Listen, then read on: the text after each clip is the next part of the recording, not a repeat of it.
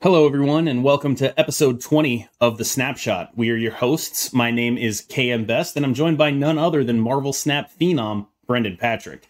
The Snapshot is a Marvel Snap podcast focused on the competitive side of the game. For episode 20, we'll be talking about Iron Lad, one of the most hyped cards to ever release in Marvel Snap, as well as breaking down Brendan's tournament win with Patriot. Let's get into it.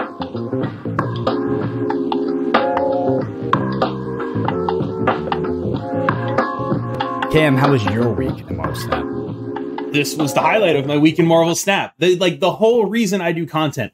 I've always known that I'm probably not going to be the best player of Marvel Snap for any serious amount of time, right? I was the best player of Marvel Snap, maybe potentially for like a very small period of time. But what I've always wanted to be is the bridge that helps other people get better. It's why I don't have any paywalls on my content. It's why all the deck lists I post are the ones I believe in. It's why I'm doing things like that for this purpose. And to see it happen right in front of my eyes to my podcast partner to just be like, just pick one of those up and go is one of the coolest things that I've ever seen. Yeah. Like that is like to take a deck that I was messing around with on ladder and I was like, this seems really good. And then just absolutely rip through a tournament with it. Like, I mean, that makes me believe in the deck more. Yeah. Like that changed the entire focus of my stream today. 12. So I was gonna move on from it because like I had a choice. It was either talking about Enchantress and how if Enchantress is gone, stuff like this is going to be ridiculous. Mm-hmm. Or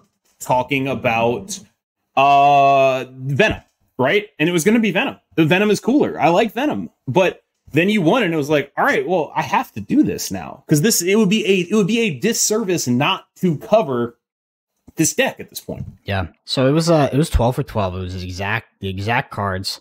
And you know what? I honestly empathize with you playing this deck and maybe hopping off it a bit because I do think this deck is actually a significantly better battle mode deck than it is a ladder deck. Because no, I didn't hop off it because I thought it was bad. I hopped off it because I was trying to play other Iron Lad decks at the same time. When I played this deck in battle mode versus when I tried it on ladder was like night and day because in ladder I feel sometimes forced to commit to some greedier plays that I could get blown out by a specific tech card like an Enchantress, like a Super Scroll, but in battle mode you don't have to because you get the info on your opponent's deck. But yeah, the tournament was 100 players. It was single elimination, so it was 7-0 to the finish, and I had a pretty interesting set of pairings. I faced Death, Thanos, tech card soup 3 times in the tournament. That's just like the worst possible matchup. It's not even like Killmonger's that good against you if you know it's there, but it's not like it's bad against you.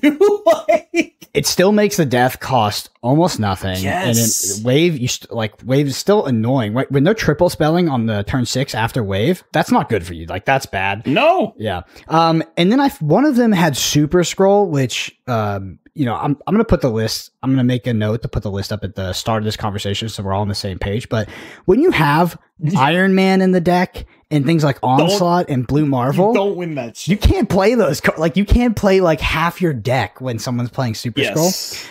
Anyway, we're going to break down all of that. So let's go ahead into the news first, Cam, because we did have some OTA changes. You did mention Venom, but from the top we have Drax moving from a 4/5 to a 4/6, and instead it now gets +2 power if your opponent played a card to the opposing location. Rock Slide gets a nerf from 4/6 to 4/5, still playable, ladies and gentlemen. Venom, this is the most interesting one for me, by the way, and I think you as well. 3/1 to 3/3. Enchantress nerf 4/6 to 4/5. Which card are you specifically most excited about in a vacuum and in terms of its ramifications on the meta? Enchantress. Yes. Yeah, because it opens things up, right?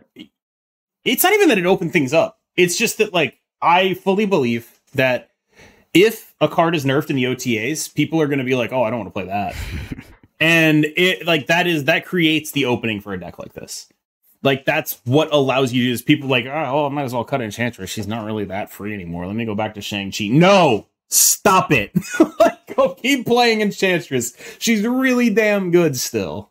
Yeah, 4/5 is still super powerful. And with all these Darkhawk decks running around, I still think Enchantress is a great card to have in the deck. Honestly, most of my opponents during that tournament had Enchantress, but Enchantress in a in a format like battle mode just gets weaker because you are able to split pressure your lanes in terms of your ongoing cards and effectively play around it. Still a good card, don't get me wrong. Rather opponent not have it than have it. But in ladder, sometimes you're like, okay, looks like I have to play the onslaught to this lane, overcommit, and you get Enchantress. You're like, holy shit, it feels terrible.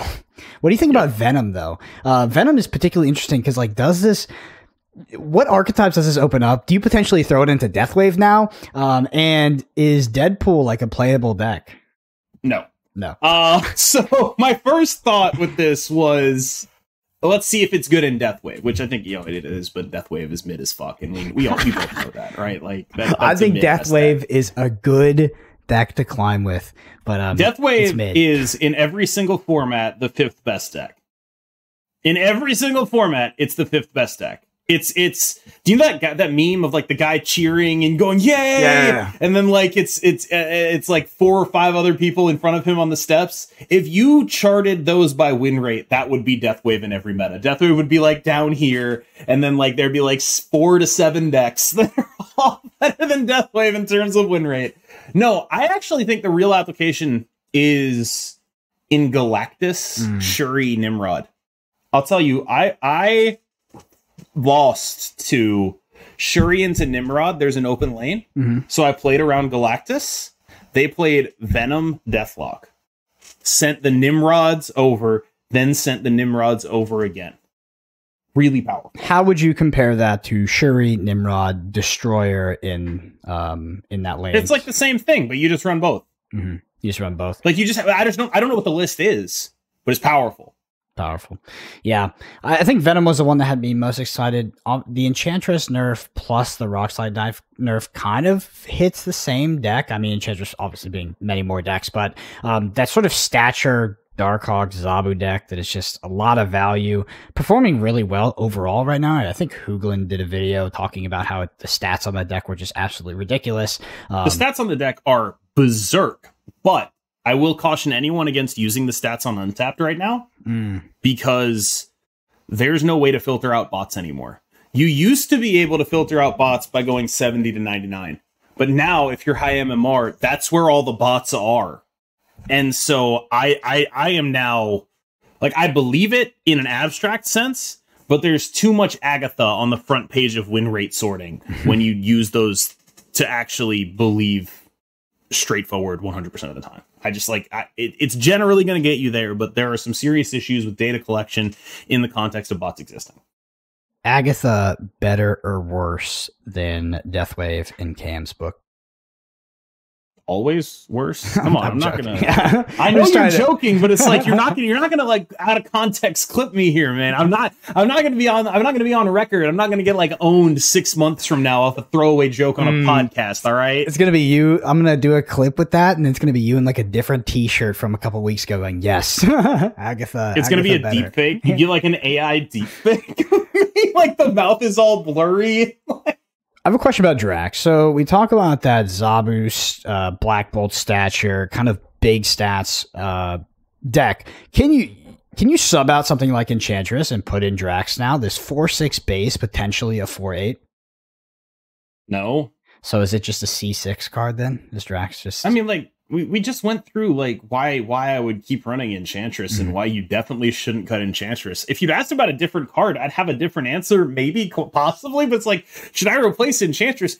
No.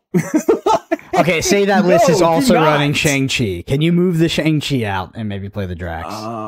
That's like actually more reasonable, if only because a lot of people are still playing a bunch of decks that dodge Shang-Chi, right? Like there's still a bunch of decks that very much are able to dodge Shang-Chi, so the threat of Shang-Chi is doing half the work for you. Just the fact that people could be playing it is impacting people's deck building, right? Like you have like Black Bolt stature things that's dodging Shang-Chi, like it's non-zero. I actually, on Friday, which, spoiler alert, that's when we're recording this, edit that out if you want, but I played against Nal Guidan a ton, and he was playing the stature list, and I was playing the Patriot list. And by the time we were done, he was like, I cannot play Shang-Chi in here. I have to take Shang-Chi out and put Enchantress back in. He actually was just like, there's no way. And like, he came into my chat later and he was just like, Shang-Chi, not even just against me, was just completely useless for him. And I think that's pretty relevant and pretty telling, where it's just like, even after the nerf, if you have to pick one right now, you pick Enchantress. I agree. Yeah, I definitely agree. If you have that one tech slot, I think Enchantress is the pick at the 4/5 stat still. And like you said, even the decks that Shang-Chi should be good against are often playing around and dodging your Shang-Chi. One of my, and speaking of Deathwave specifically, I was going to wait till we talked about the deck, but one of the funniest things about Deathwave is its turn 4 is sometimes just Shang-Chi, and Jesus Christ, nothing feels worse than that. Ass, it's dude. so bad. It's why Storm is so good into that matchup, because it's like, Deathwave's turn 4 is just the worst fucking turn 4 of all time, unless it is literally Bucky Carnage. Yeah. Like, it's so ass. It is absolutely abysmal. All right, so other news. Iron Lad releases for it's a 4/6. It says copy the text of your deck's top card. Yeah, so TLDR on that card, good card for sure. I think this was hyped up. This was the most hyped up card. Everybody said it was going to be broken. I saw so many things. It was like, this card is busted. It's not broken. I don't think it is. That's the thing, is I think it's just a reasonable card. Should you pick it up? Yeah. I mean, I was happy with my purchase. I'll tell you that. But mainly because of the freaking Patriot deck. Yeah, like that's the only deck where I really feel like he's really doing something sincerely fucked up, right?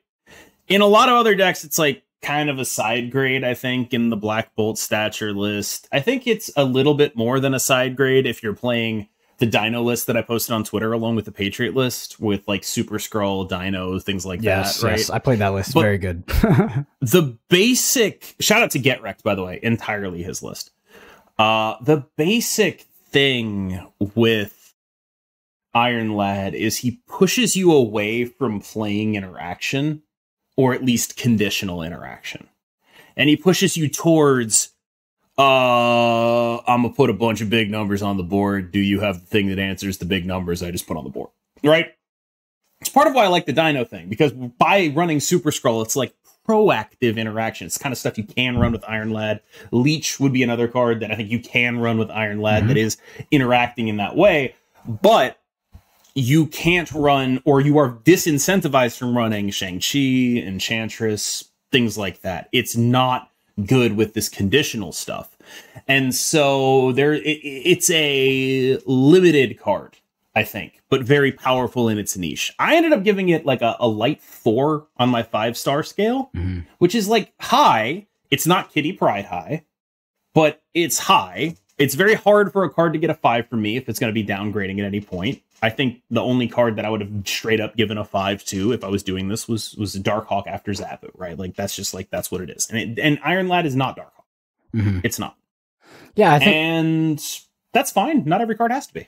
Iron Lad is a build-around card. It's not a hardcore build-around card, but you do have to structure your deck in a way that makes Iron Lad make sense. Yes. I think that you can have Iron Lad whiffs in the deck, like in the Patriot deck, you have Mystique, which we'll talk about later. We might be taking that card out. But even sometimes that's not a whiff.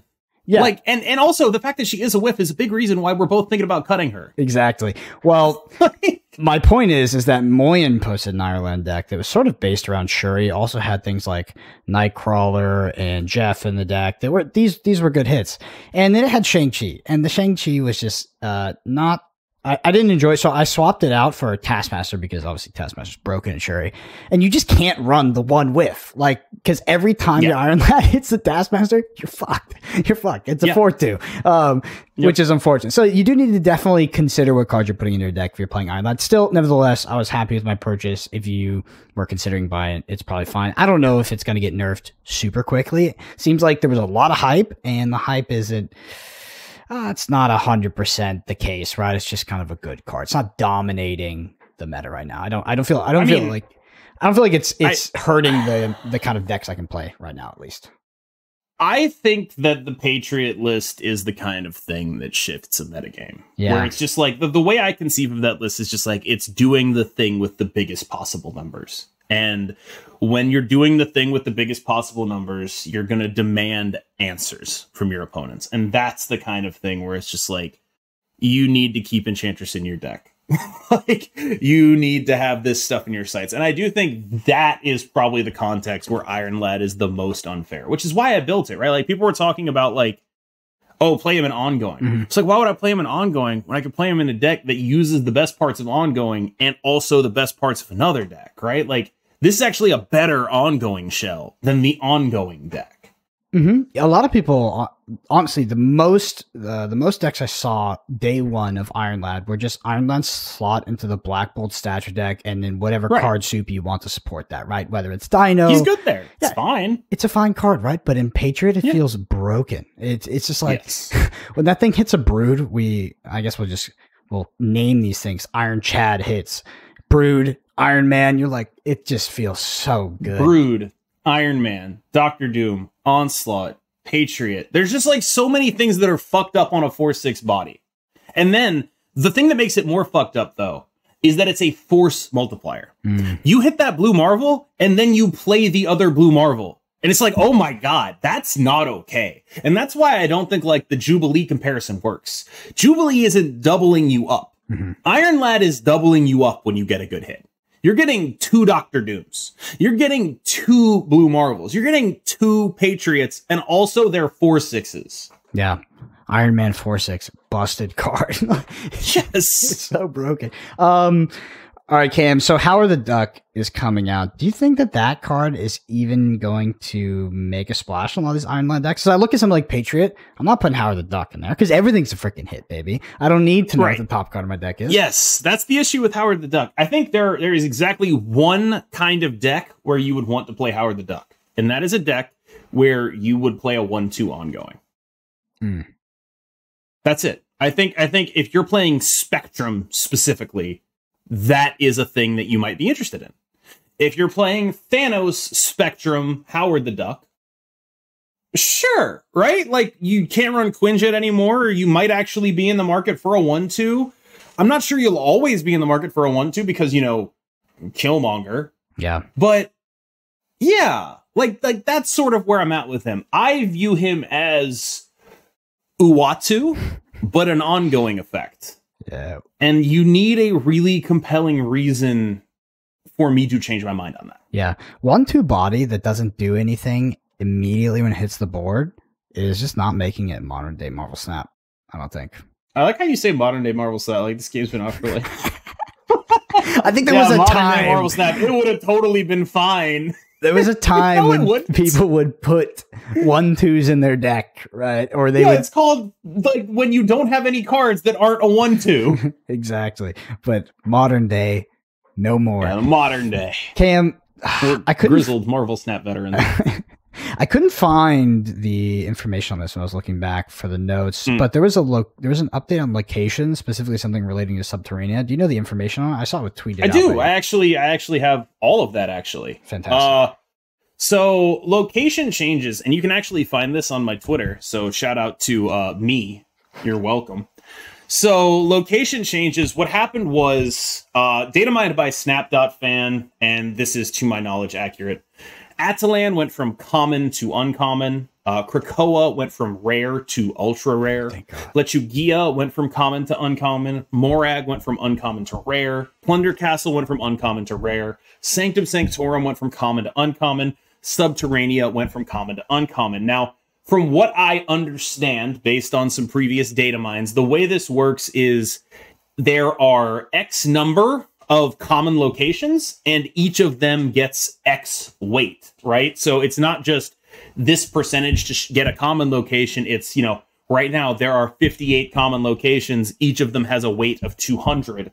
There are 31 uncommon locations. Each of them has a weight of 125. So there's not just more common locations. They're also weighted more heavily, and that's how they stay more common. So as I understand it, the numbers right now are you are about 70% for any revealed location to be a common. You're about 23% for an uncommon, about 7% for a rare, and less than 1% for an ultra rare. Yeah, I mean, those all sound like good changes to me in terms of the ones that rotated down. Oh, God, yes. Specifically Krakoa. Jesus Christ, I hate that. Like that location. I don't know how they thought that was better than Ego. Like, it's like Ego without it being a fun meme. It's exactly as bullshit, but like you get to pretend that you're in charge of the game for 4 turns. Yeah, and on turn 5 it plays your fucking 2-drop, and you're like, no, on turn 5 it plays like a Mystique on nothing, and you're just like, oh, okay.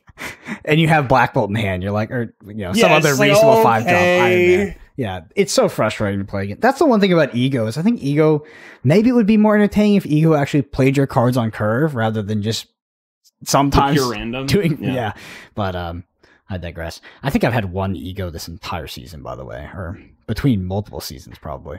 Seems well, as everyone knows, I have a very large ego, so I'm simpatico with our boy. The bend and snap. All right, this one comes from Icy Nova. They say Marvel Snap should have a tournament weekend queue.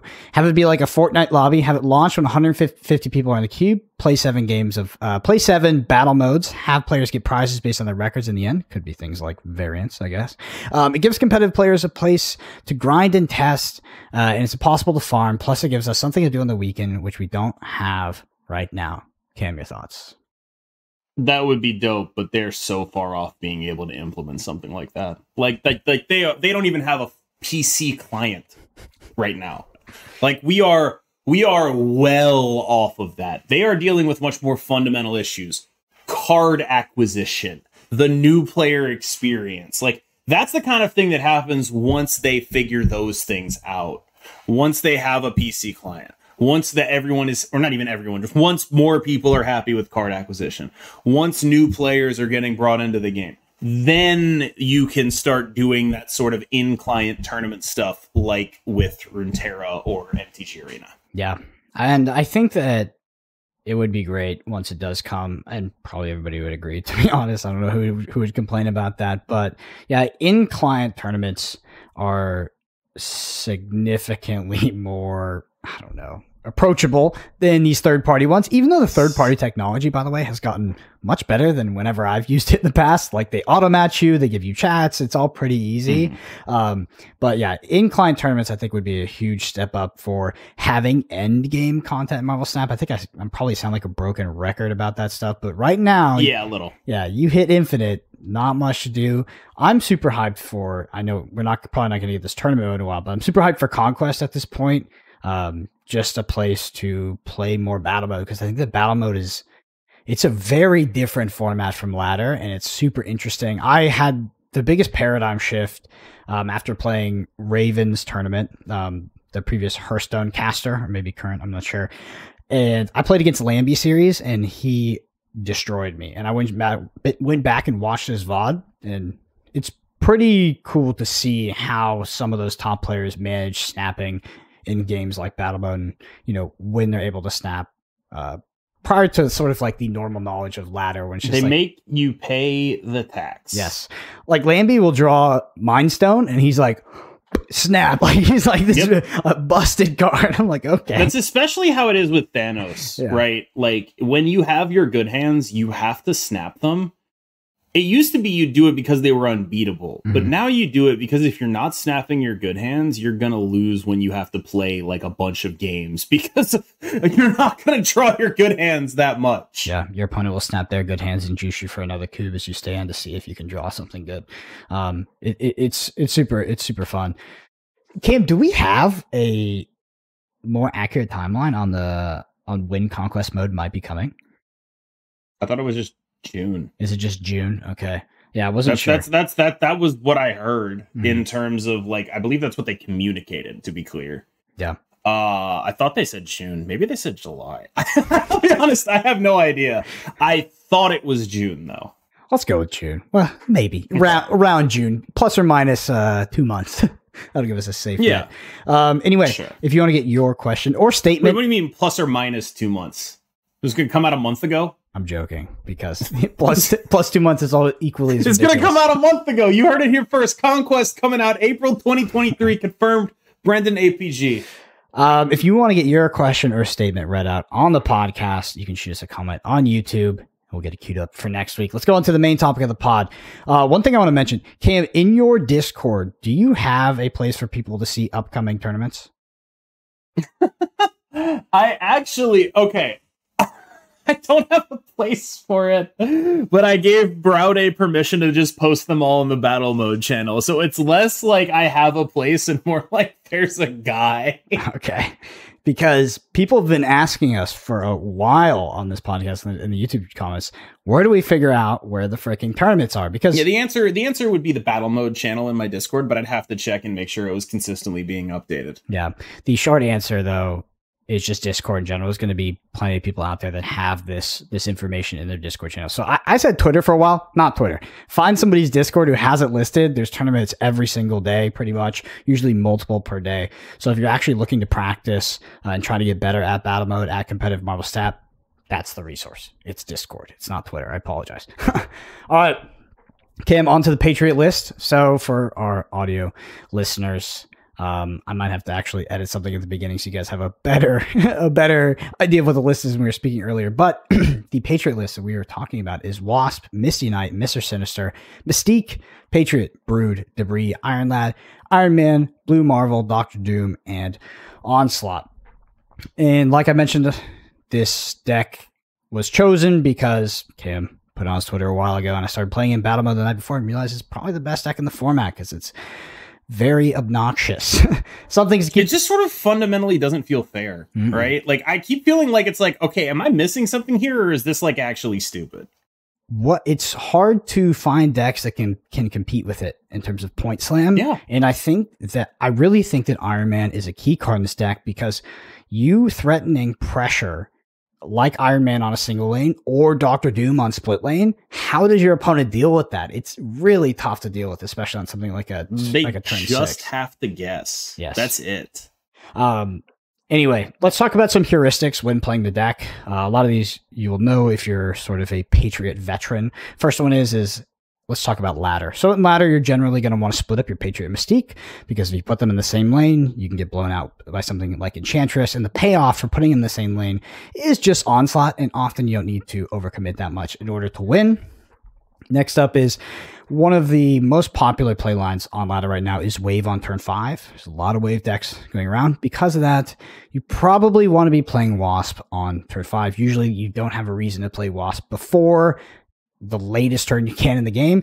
But if you keep it in hand for turn 6, your opponent waves you on turn 5, your 4-cost loss. It's not great. What about Black Bolt? I did want to prompt you with that. Yes, I'm happy you reminded me because you brought this up earlier. So you can also use Wasp as a way to protect against Black Bolt. I think one of the sort of historically famous Patriot lines, Patriot turn 6s, is to actually just be playing out your curve, not playing out your your Patriot targets all the way up to turn 6. Turn 6, you go Patriot, then Mystique.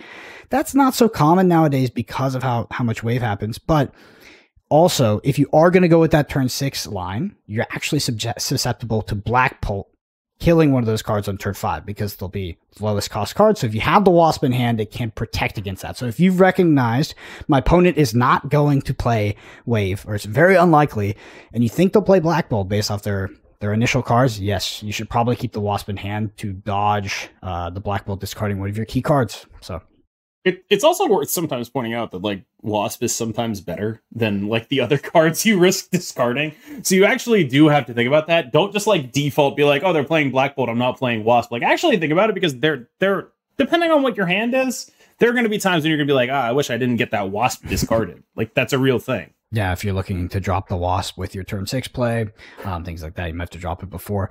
Decks that are good against you. So we'll talk about deck archetypes first. Well, Thanos. Really? What do you mean, really? Like, we start with the cards and then snowball from the archetypes, right? Like, Super Skrull is really good against you. Yes. And there are two kinds of decks that are good against you. These are the archetypes, all right? Super Skrull decks that can kind of point slam with you. Enchantress decks. Those are the two kinds of decks that are good against you. But they have to be, like, good Enchantress decks. Like, I think Sarah Control probably reasonable into you, right? Like, between Killmonger, Nova, their Hitmonkey plays, Enchantress, they have a lot of game, right?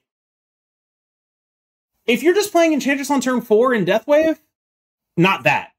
It ain't that. Yeah, and if your opponent is playing Enchantress on turn 6, usually you'll be in a good spot if you split correctly. I think the Enchantress is powerful against you. Like, you can get blown out by it on ladder, but Super Skrull it's tough to deal with. Like, honestly, looking sort of down the line, this podcast coming out, Cam talking about it on his podcast or on his Twitch channel. My Mystique slot is now Super Scroll. Like, I'm queuing up Super Scroll in that slot because it also breaks the mirror, right? If one has Super Scroll, the other doesn't, you're in deep trouble. The other decks that are good, like deck archetypes, are going to be Thanos, Killmonger, sort of tech card soup. So you have the Killmonger, you have potentially an Enchantress, but also Super Scroll has made it in there. It happened to be in the tournament. Leech as well can be annoying with the Doctor Doom. Ultimately the Thanos is just going to hit enough targets for them to be able to cast a death really cheap, and it's hard to play around super early because, if you're Patriot and you have the curve that's Misty Knight into debris, you just kind of got to play it a lot of the times, or you're just doing nothing. So yeah, it's a decent card. I did win one of those games. I saw that. Where they did this, like, they kill my entire board, play a death for free, and I still win. Dude, I had 3 matches and 3 individual opponents playing that deck in that tournament. I had to beat them in battle modes with it, and it was just like, it was an uphill battle. Right, but like, you did win them all, right? Are we sure this is a bad matchup or just one that just feels bad? So all of the games I won were either extremely close. There was one where my opponent played really well, and I won it by 1 cube. There was one where it flipped a dream dimension, and then it flipped that one location where it spawns the rocks and you have to not play for them to blow up. And just aggressively snapped early because they were on some sort of death deck. Did get first game of the match, by the way. Didn't get any information on my cards. I play only into dream dimension. I snap them like turn 3. They stay in 8 cube, or it takes them down to 2 cubes. Only reason I won that match. It was an absolute. It was a terrible matchup for me, but they lost 8 cubes. And the way battle mode works, if you lose an 8 cuber off the bat, you're just dead. You're on tournament life every single match. It's tough. Your Doom bots, if you don't know this, but they are buffed by Patriot. So that's what makes this deck so strong. And why Doctor Doom is so good in it is you're splitting pressure. If you go something like Patriot, Mystique, Blue Marvel, Doctor Doom, your Doom bots are 10 power, tough for your opponent to deal with. And you can sort of place it however you want, right? So you can even... Historically, the Patriot lane is the weakest lane. It's probably the easiest one for your opponent to win. Well, you just throw the Doctor Doom somewhere else. You got a 10 power Doom bot landing in there. It's tough for them to deal with. I don't think anything else around that. The main thing to keep in mind for me, if you're bringing this onto the ladder, is the turn 5 wave and splitting first Enchantress. And I guess we can talk about those Iron Chad hits, baby. Brood, Iron Man, Doom. Mystique's the only whiff, but we might take that out. Explain the Brood and Mr. Sinister thing, because I think people are somehow still caught off guard by this. But they copy the card that triggers them.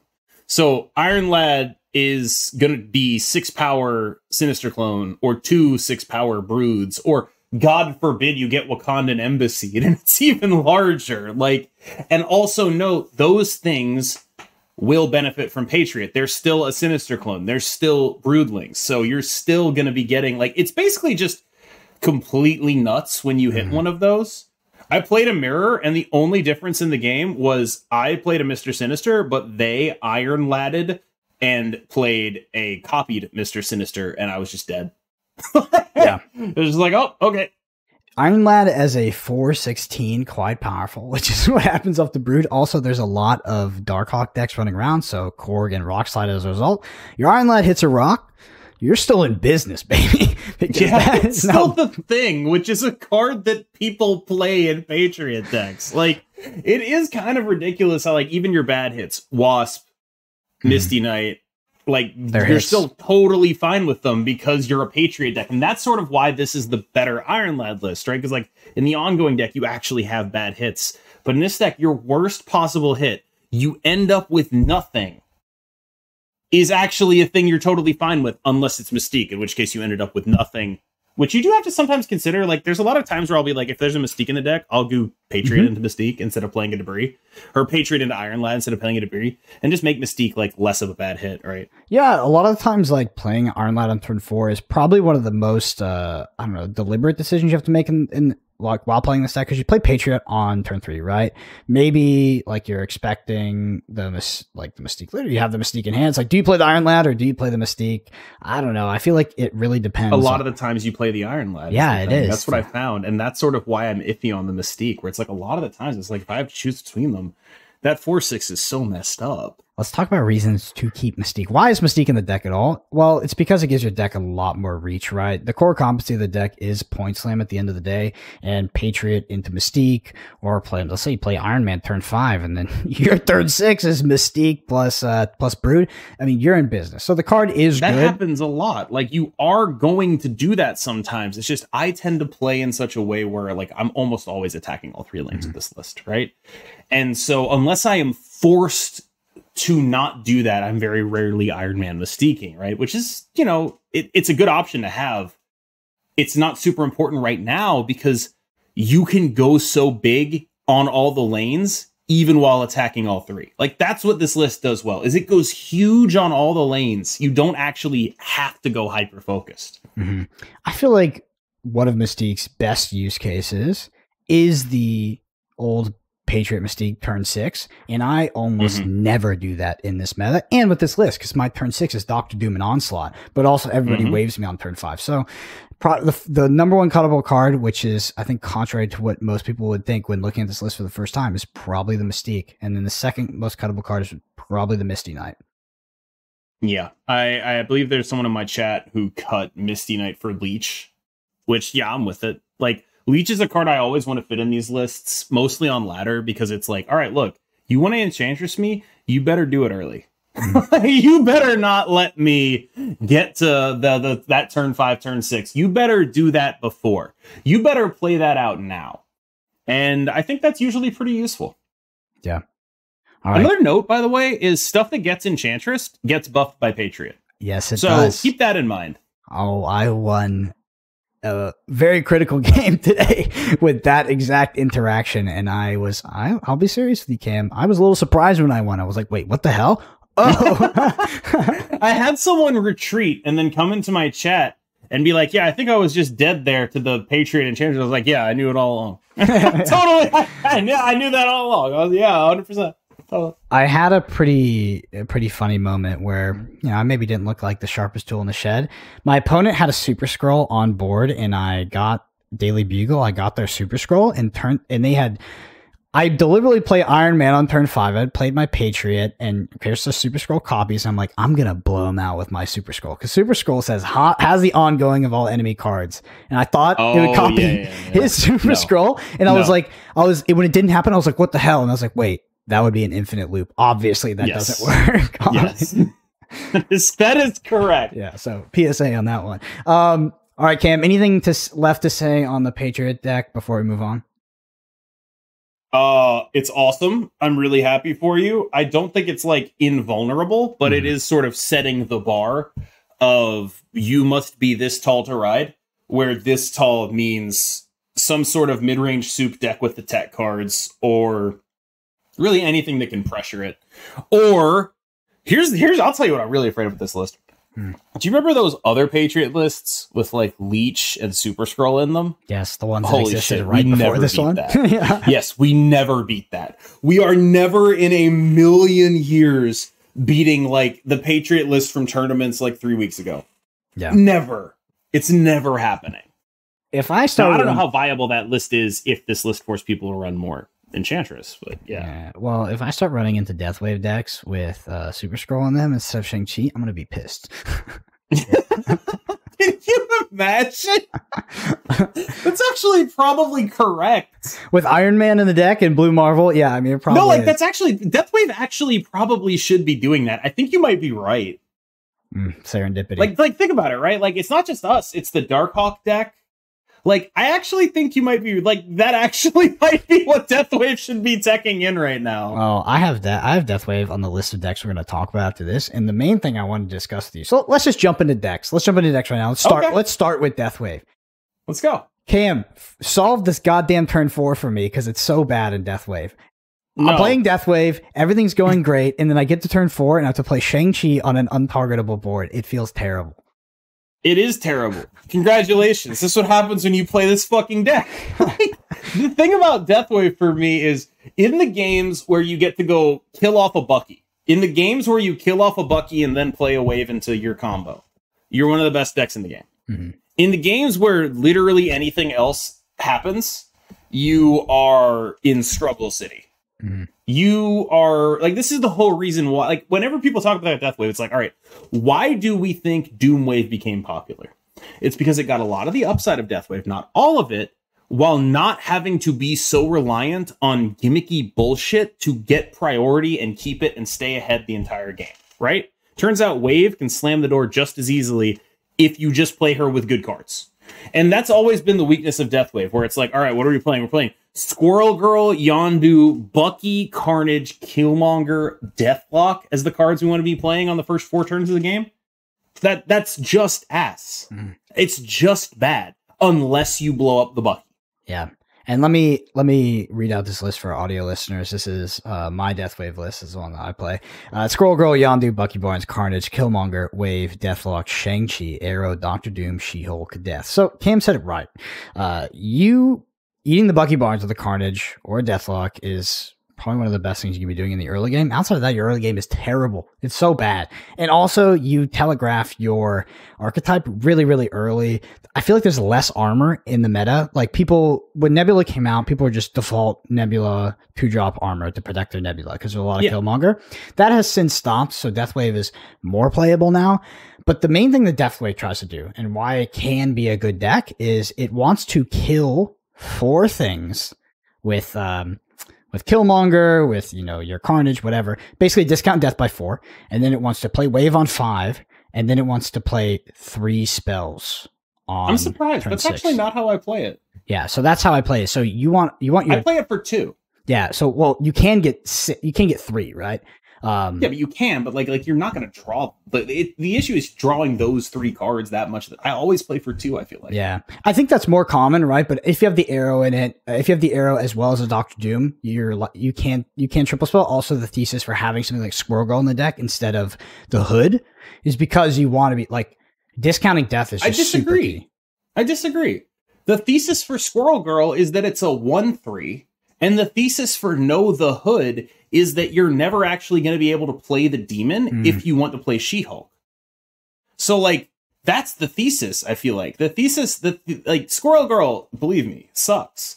But, like, the thesis for No Hood, I think, is actually more related to the inclusion of the She-Hulk and the fact that you have to pass with 2 extra floating energy on turn 5, which is normally when you'd be able to mix in a card like the demon, because, you know, unless you go straight up Demon Bucky Carnage, most of the time that thing's not going to be being played until turn 4, turn 5, right? Like, it's not a card that you are able to get out of your hand early, and so it often ends up just being kind of dead. Whereas Squirrel Girl, when Armor and Cosmo are popular, can take priority early so that you actually have priority to play your Bucky stuff. And I think that's why I like Squirrel Girl on the list. It's not for, like, death stuff. Sure, if you can pull it off, that's fine.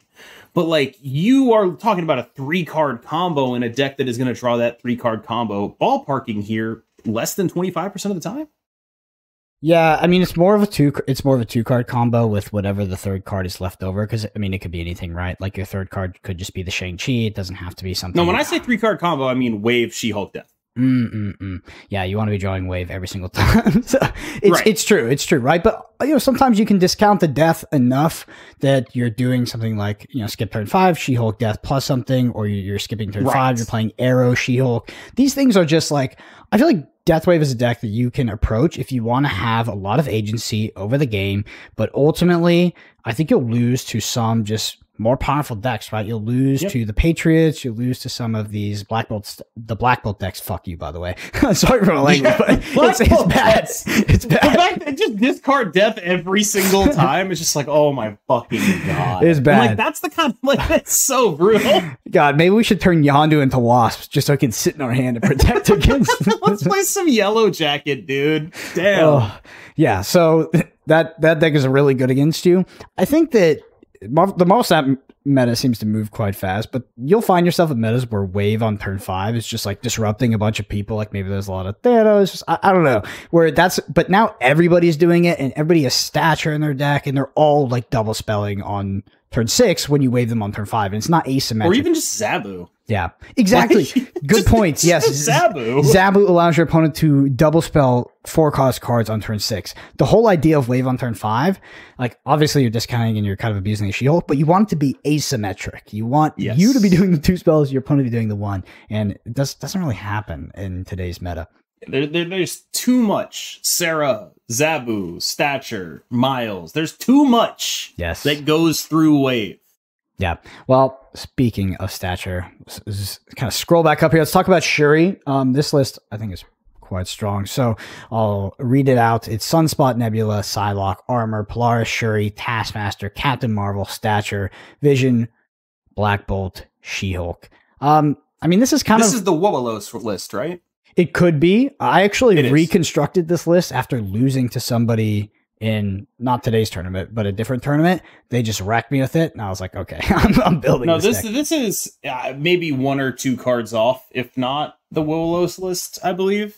WWLos _ CCG, I think, on Twitter. But yeah, I am into it, but fundamentally, what you are is a deck trying to high roll a 5 off of Psylocke. And I just hate being that.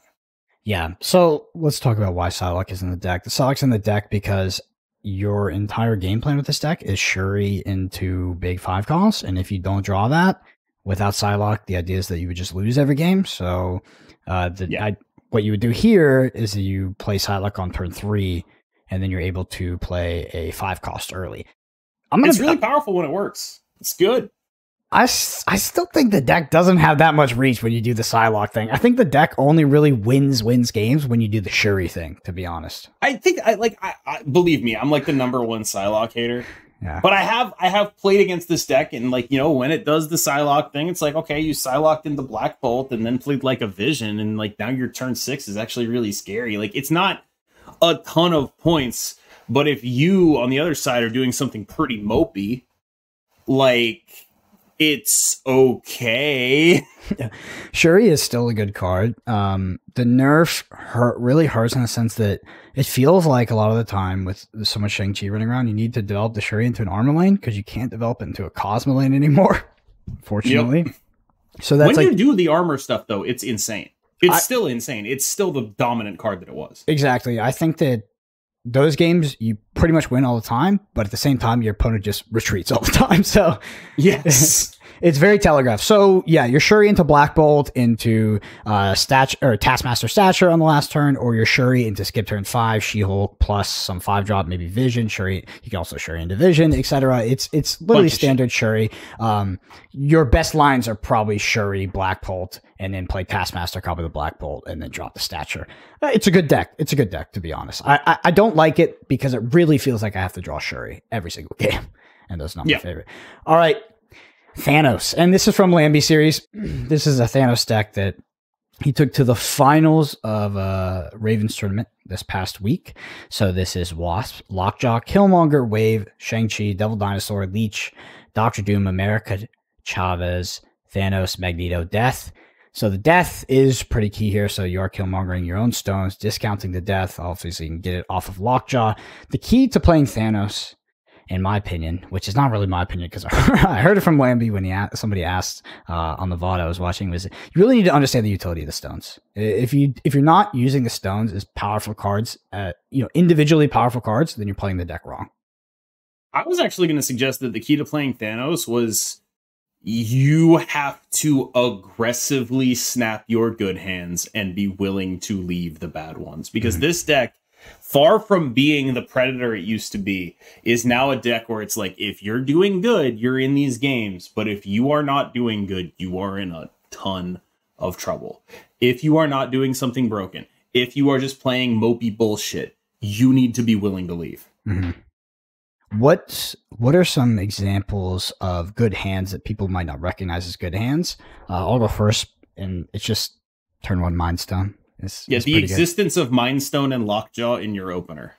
Yeah, that's pretty much it. Yeah, Lockjaw is great in your opener, but I think Mind Stone turn 1 is more powerful than you think. It's really key to getting this deck going. Back when Thanos was a dominant list, we were of the opinion that it was better to snap on Mind Stone than it was on Lockjaw. It's not even a joke. Like, Mind Stone is an absolutely broken card. Yeah. One thing I want to mention about this deck, if you're playing it against Galactus. Somehow I know this little tip. You can turn for Time Stone, which gives you an extra resource, and then you can play Magneto on turn 5. And if your opponent has played Electro to try to get their Galactus out, you can now suck their Electro to whatever lane you want, likely sniping the Galactus. So even though this doesn't have Arrow, it's pretty freaking good against Galactus with that turn 5. You can also do this asymmetrically off of their wave, right? So if they wave Galactus, you always have the option to pull the wave to at least a 50-50 guessing where their Galactus is going to go. Pain. That's all I have for you is pain. Yeah, but very, very good deck still. I think that a lot of people are off this deck since the nerf, but you know, some players in particular having. I'll be honest. I think they are correct to be off this deck since the nerfs. I think Lambie is Lambie, and he gets this deck better than anyone. But I think your average person is going to find success more so with other lists than with Thanos right now. I don't necessarily think that's true for everybody. I do think it's a deck with an insanely high skill cap, so it'll be true for a lot of people listening. That's what I was going to ask if you thought it was a high skill cap deck, and I agree with you. It is. Because of stones. There's so many decisions you have to make. Yeah. And it's not just like making the correct decisions. It's on a meta level because of the current constitution of the deck. It's making the correct decisions and the correct snaps. And that's hard even for someone like me. Like that's just, it requires a fortitude to play a deck like that. And a willingness to deal with it when it goes wrong. That I think is rare and admirable. All right, so let me know if I'm right, Cam. I believe this next list is from Get Wrecked. I did snag it from... Yeah, okay, so I did snag it from you, but it is from Get Wrecked. This is a Iron Lad Dino list. For our audio listeners, it is Korg, Zabu, Jeff, Sentinel, Mystique, Agent Coulson, Darkhawk, Shang-Chi, Rockslide, Iron Lad, Devil Dinosaur, Doctor Doom. I think this list... I didn't have a Shang-Chi in it. Okay, well, what did you have for that 4 slot? I don't think so. I can go check. I may have swapped that. It could have been an Enchantress. I don't recall putting a Shang-Chi in it. Let me put it that way. I think what I had in there, I'll tell you what I had in there. Wait, you really don't know what I had in there? No, I have no clue at this point. Really? After everything we've talked about today, you do not know. You do not. No. After everything we've talked about today, you don't know what tech card I put in there. I feel like I know. I just said it, right? It's Super Scroll. Oh, wow. Yeah. I remember playing with that. Okay. It's not Shang-Chi. That's not what was in that deck. The whole point of this deck was that it was able to proactively deal with the Patriot list. When Get Wrecked was playing this was the only thing I felt was reasonable into the Patriot list because of the Super Scroll. If you take the Super Scroll out of this deck, it's garbage. Don't play it.